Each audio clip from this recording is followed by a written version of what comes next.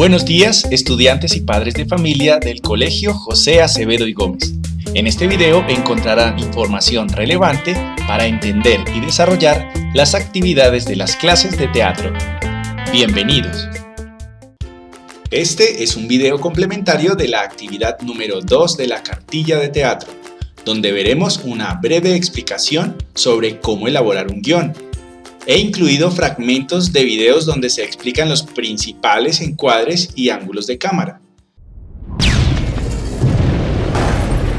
Antes de nada vamos a repasar muy rápidamente los 9 tipos de plano más usados según el espacio que ocupa la figura humana en el encuadre. Vamos a ir de mayor a menor, empezando por el plano más abierto, y entre paréntesis os dejo también la abreviatura que usamos cuando hacemos una lista de planos o guión técnico. Gran plano general. El gran plano general da muchísima más importancia al entorno y al paisaje que a la figura humana, que será bastante pequeña tanto si se trata de un paisaje natural como si es un paisaje urbano. También hay quien lo llama plano panorámico. Plano general. El plano general sigue siendo un plano amplio que da más importancia al lugar que a la persona. Es un plano que se suele utilizar para mostrar dónde transcurre la acción y también se le llama plano de situación o de contexto y plano de establecimiento. Plano entero. El plano entero nos permite ver a una persona de cuerpo completo dejando un poco de aire en el encuadre por encima de su cabeza y por debajo de sus pies, y se le llama también plano figura. Plano americano. El plano americano corta aproximadamente por las rodillas. Se llama así porque se hizo popular con el género western, en el que se necesitaba ver las pistolas durante los duelos. También se le llama plano 3/4.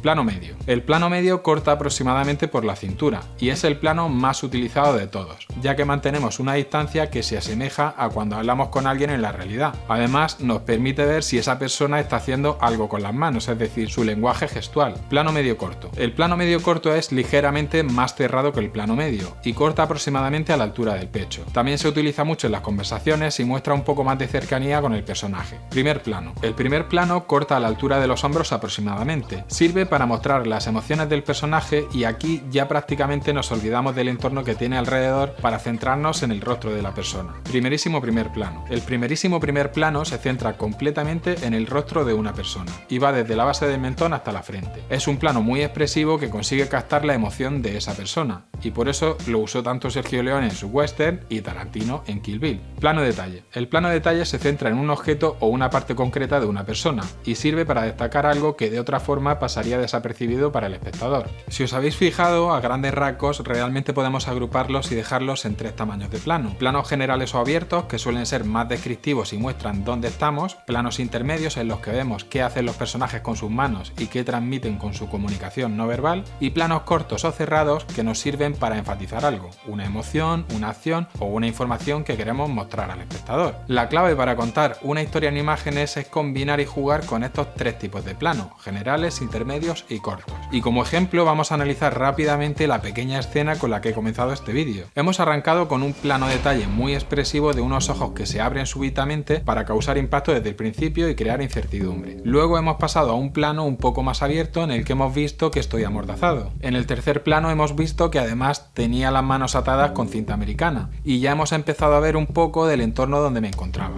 El cuarto plano es un plano general en el que ya vemos por fin el lugar donde alguien me había dejado ahí abandonado. Y por último he pasado a un plano americano para ver mejor cómo me quito la mordaza y para dar paso a la intro. Esto mismo lo podría haber contado de cualquier otra forma, pero lo he hecho así para que veáis claramente qué función tiene cada uno de estos tamaños de plano.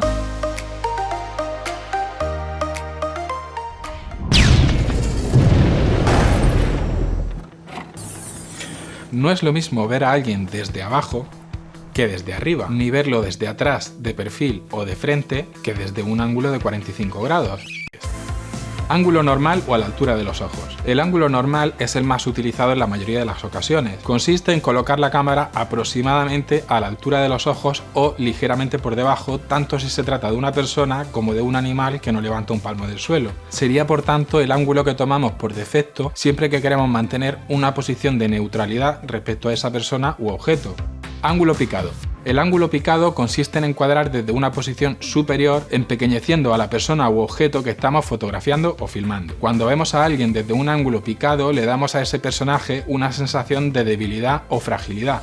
Ángulo contrapicado. El ángulo contrapicado es el opuesto al picado, por lo tanto cuando encuadramos desde una altura inferior a la de los ojos le damos a esa persona fuerza, presencia y autoridad, es decir, sugiere superioridad. Ángulo cenital. El ángulo cenital es cuando colocamos la cámara completamente desde arriba de un objeto o sujeto. Puede ser en un plano general que nos dé la sensación de ver todo desde un punto de vista de mucho poder, como si hubiera alguien que observa algo desde un punto de vista todopoderoso y omnipresente, pero también puede ser un plano detalle como los que usa constantemente Wes Anderson en sus películas.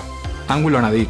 El ángulo nadir es el opuesto del cenital, es decir, completamente desde abajo, y en el que la sensación de grandeza se magnifica, como cuando nos hacemos fotos de grupo y ponemos la cámara en el suelo. Y ahora vamos a ver 5 ángulos que se refieren a la posición desde la que vemos a una persona.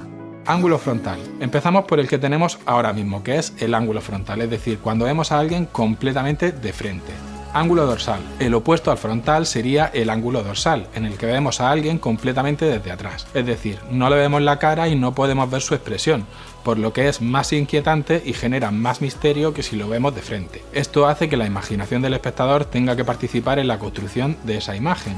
Perfil o lateral. Si solo vemos un ojo de una persona y le vemos completamente de lado, será un ángulo de perfil o lateral. Este tipo de ángulo a veces puede transmitir desconfianza porque solo vemos una de las caras del personaje. Escorzo. Tomamos este ángulo cuando nos colocamos frente al personaje con cierta angulación lateral en torno a los 45 grados, y es un ángulo que aporta más profundidad a la imagen y por eso se usa tanto en las conversaciones entre dos personas. Semidorsal. Si nos colocamos a 45 grados pero desde atrás, se le llama semidorsal. Es un ángulo en el que vemos parte del rostro llegando a ver la nariz y las pestañas, pero sin ver los ojos directamente. Por eso es un punto de vista muy sugerente y bastante estético. Ángulo holandés o aberrante. Hay otro tipo de ángulo muy importante que no tiene que ver con la altura de la cámara, sino con la horizontalidad o más bien con la ausencia de ella. Se trata de un plano que está intencionadamente inclinado o torcido. Esto nos genera una sensación de inestabilidad y por eso se usa tanto en los géneros de thriller y terror o en secuencias oníricas. En España se le suele llamar plano holandés o plano aberrante, pero en realidad se trata de un ángulo. De hecho, en inglés se llama Dutch angle, es decir, ángulo holandés. Ángulo reflejo o indirecto. Con ángulo reflejo o indirecto nos referimos a cuando hacemos un plano a través de un espejo o cualquier otra superficie que pueda reflejar, como el agua o el cristal de un escaparate. PDV o plano subjetivo. El plano subjetivo es cuando vemos algo desde el punto de vista de un personaje como si fuéramos sus ojos. Es lo que en inglés se llama point of view, POV, que en español significa punto de vista, y de ahí que utilicemos las siglas PDV. Plano semisubjetivo. El plano semisubjetivo también nos permite ver algo desde el punto de vista de un personaje, pero en este caso no desde sus ojos, sino incluyéndole también en el plano para verlo desde su perspectiva. Plano objeto o plano objetual. El llamado plano objeto en realidad sería una variante del plano semisubjetivo. El concepto es el mismo, la diferencia es que se trata de objetos y no de personas. Y como ejemplo, nada mejor que ver la serie Breaking Bad, en la que hay decenas y decenas de ejemplos de este tipo de ángulos. Plano aéreo o a vista de pájaro. En este no hay mucho que explicar, se llama así cuando grabamos desde las alturas con un dron. Podría ser cenital, pero también puede ser un plano picado de una ciudad, así que lo llamaremos plano aéreo. Ya que hemos visto la gran variedad de posibilidades a la hora de grabar un video y que entendemos mejor el concepto de ángulo y encuadre, veamos finalmente cuáles son los elementos básicos de un guión audiovisual. En los archivos de la tarea en Teams te dejaré un esquema preestablecido de guión en formato Word editable. El guión audiovisual es sencillo de hacer y requiere menos reglas que el guión cinematográfico. Sirve para hacer documental, reportaje, video promocional y para cualquier producción audiovisual y no necesita tanto rigor técnico como el guión de cine. Para empezar, mi recomendación es hacer 4 columnas. Primero, la de secuencia para organizar todo numéricamente. Luego, la columna de encuadre para tener una referencia de qué clase de tomas queremos hacer. Luego, una columna de descripción para saber exactamente qué irá en cada parte del video. Y finalmente, una columna para diálogos y sonidos que contenga todo lo que escuchemos a lo largo del video. También debemos de agregar un encabezado para cada secuencia de nuestro video. Recordemos que una secuencia es todo lo que ocurre en un espacio físico y o temporal determinado. Agregar este encabezado de secuencia nos ayudará a organizar el video y saber en qué locaciones y partes se divide. Para hacer más encabezados, seleccionamos las casillas y nos vamos a Table, Merge Cells. Pero regresando a nuestro formato, no puede faltar el título del proyecto y el número de página. Ahora vamos llenando todos los campos conforme conceptualizamos nuestro proyecto, para tener al final un guión preciso que nos ayudará a planificar y reunir todos los elementos para nuestra producción. Recordemos que por ahora el producto de la actividad 2 es un guión. Sin embargo, más adelante lo materializaremos en video. Por tal motivo, es importante que vean los elementos básicos de un filminuto para que tengan desde ahora una idea de hacia dónde vamos.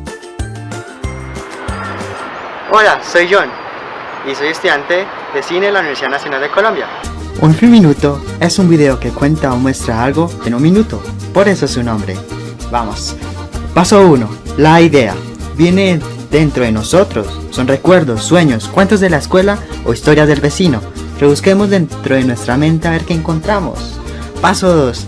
Cuando tengamos la idea fresca, la plasmamos en un guión o en un storyboard. El guión es un texto donde está escrito un inicio, un desarrollo y un final de nuestra idea. Y el storyboard cambia las letras por dibujos. Paso 3. La preproducción es la organización y búsqueda de lo que necesitamos, como son actores, personas que dramatizan las obras. Pueden ser amigos, primos, abuelos, incluso el perro y la vaca. Como objetos, llamaremos eso utilería, como son totumas, costales, palos y sombreros. Y locaciones, lugares donde se ambientan las acciones, como el parque del pueblo, el pasillo de la iglesia, el establo del tío o la cocina de mi abuela. Paso 4. El rodaje es el momento maravilloso del universo del cine, donde juntamos actores, objetos y locaciones en función de interpretar nuestra idea al frente de una cámara. Este es el director que indica a los actores qué hacer. Al lado está el fotógrafo que manipula la cámara. La cámara puede ser la de un celular, un computador o una cámara digital, donde grabaremos nuestro primer plano.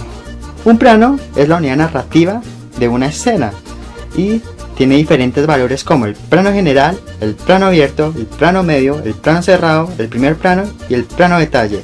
Cada uno refuerza algo de nuestra idea y con ellos vamos a jugar para crear nuestra historia. Al empezar vamos a gritar el número de la escena, el plano y la toma y enseguida acción.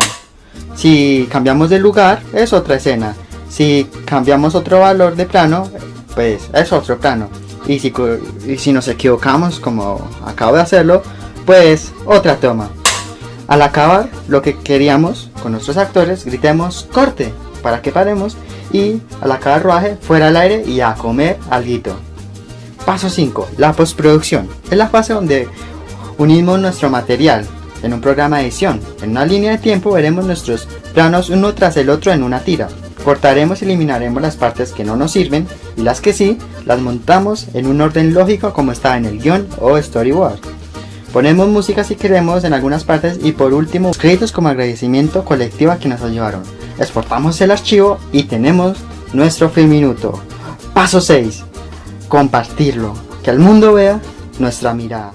Recuerden que la actividad consiste en elaborar un guión en PowerPoint o Word utilizando los elementos enunciados en la explicación de la cartilla para crear una historia muy breve en la que abordes una problemática ecológica mundial.